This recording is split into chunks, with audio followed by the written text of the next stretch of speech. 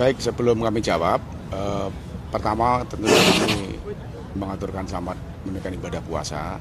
Yang kedua bahwa hari ini Bapak Kapolri langsung memimpin gelar pasukan. Artinya bahwa operasi ketupat besok sudah dimulai dan malam ini sudah insert. Oleh sebab itu saya ingatkan kembali bahwa operasi ketupat ini adalah bukan hanya operasi di bidang lalu lintas, bukan hanya mengamankan arus mudik dan arus balik, tetapi bagaimana Polri negara hadir untuk memastikan momen sosial dan spiritual ini semuanya aman. Rangkaian bulan suci Ramadan aman, Idul Fitri aman, bahkan perayaan Nyepi yang di Bali juga aman. Saya rasa itu esensi daripada operasi ketupat. Namun demikian ada 5 klaster yang harus kami amankan sesuai dengan arahan Bapak Kapolri tadi. Yang pertama adalah jalan tol, yang kedua jalan arteri, yang ketiga adalah tempat penyeberangan pelabuhan termasuk terminal, bandara, stasiun, tempat-tempat ibadah, dan tempat-tempat wisata. Dari skenario daripada cara bertindak, ini sudah dirumuskan oleh stakeholder pada saat rapat, sehingga mohon doa restu agar supaya operasi ketupat tahun 2026 ini lebih baik, karena tagline daripada operasi ketupat, mudik aman, keluarga bahagia. Terkait dengan penyerahan sepeda Bapak Kapolri hari ini di samping gelar pasukan juga memberi bantuan kepada 3 polda yang kemarin berdampak bencana. Jadi masing-masing polda 50 kendaraan, tentunya ini untuk optimalisasi pelayanan pada saat operasi ketupat, termasuk pelayanan di tempat-tempat yang mungkin susah untuk dijangkau, agar semuanya bisa dilayani dalam rangka operasi ketupat. Kita tidak hanya hadir di jalan, tidak harus mengatur di lalu lintas, tetapi meyakinkan bahwa kehadiran anggota Polri memastikan berangkat pada saat mudik itu aman, sampai tujuan aman dan bahagia, dan kembalinya juga selamat. Itu kira-kira yang esensi, sehingga baik di sisi Harkam Tipmas dan Kamsel Tiptarantas terjaga semuanya. Pak Agus, tadi kan disebutkan kalau besok sudah dimulai operasi ketupat.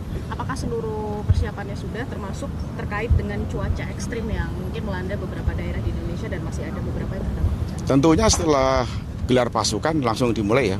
Malam ini insert, terus cara bertindak termasuk pos-pos pengamanan yang disiapkan, pos-pos pelayanan termasuk pos terpadu, semuanya sudah operasional. Jadi sudah melayani, dan bahkan indikator daripada kebijakan work from anywhere mulai kemarin sudah mulai nampak.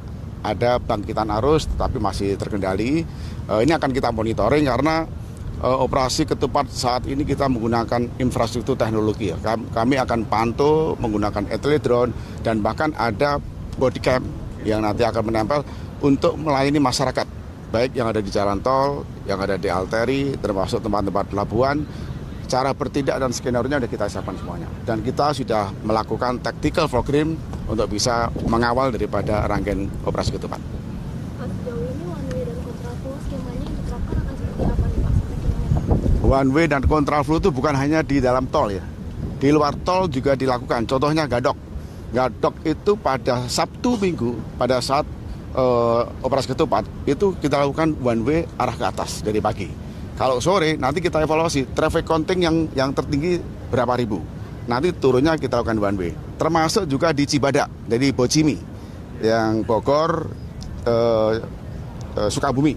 Itu juga akan dilakukan one way. Tetapi kalau untuk di jalan tol, rekayasa lalu lintas itu bukan karena prediksi, tetapi parameter-parameter jumlah traffic accounting yang ada di jalan tol. Contoh, di kilometer 47 itu ada radar yang bisa menghitung per jam berturut-turut kendaraan berapa.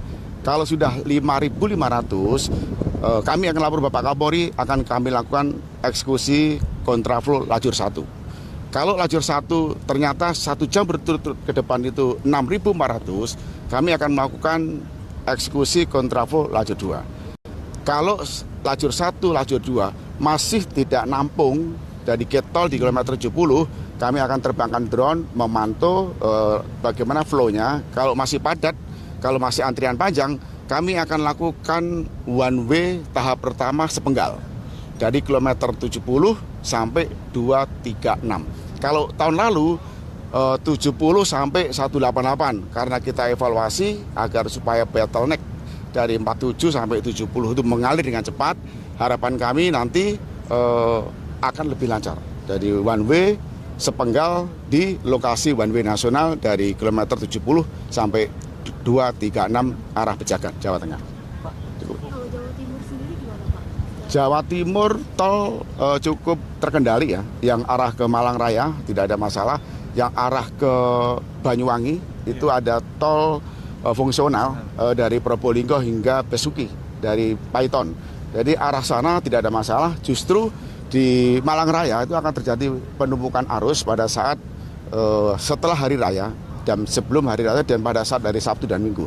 Tetapi rekayasa lalu lintas sudah disiapkan dari buka tutup dan sampai juga kita lakukan one way di tempat wisata. Termasuk juga di Mengkreng pertemuan 3 itu sudah kita antisipasi. Di samping pertemuan arus ada rel kereta. Ini sudah kita antisipasi. Ketika pada saat arus mudik, arah yang prioritas itu kita lepas. Jadi sudah kita lakukan survei dan skenario daripada penyusunan daripada rekayasa lalu lintas. Pak, fokus kesiapan dan segala pemantauan tadi hanya di 5 klaster atau terbuka ke area lain? 5 klaster itu sudah hampir tempat-tempat di Republik ini sudah terpantau. Contohnya di jalan tol itu jalan ada kabupaten, jalan alternatif menuju ke wisata dan lain sebagainya. Masjid juga seluruh, baik masjid yang di Papua, masjid yang ada di Sumatera, semua sudah diidentifikasi dan dilakukan penjagaan.